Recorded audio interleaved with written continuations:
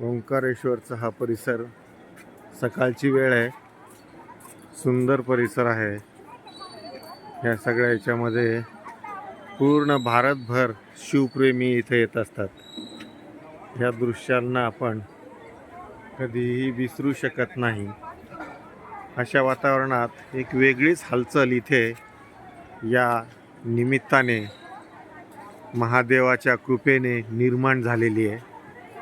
आपण बघतोय श्रद्धा, भक्ती, पुण्य, पाप ह्या गोष्टी जोडून हा काय चमत्कार निर्माण केलाय की लोक कर्ज काढून, उसने घेऊन, वस्तू विकून यात्रा करायला तयार आहेत आणि करतायत। आणि शेवटचा हा एक पडाव वयाचा केलंच पाहिजे, त्याशिवाय मुक्ती नाही, ही भावना घेऊन हे सगळे भाविक भक्त इथं आलेले आहेत।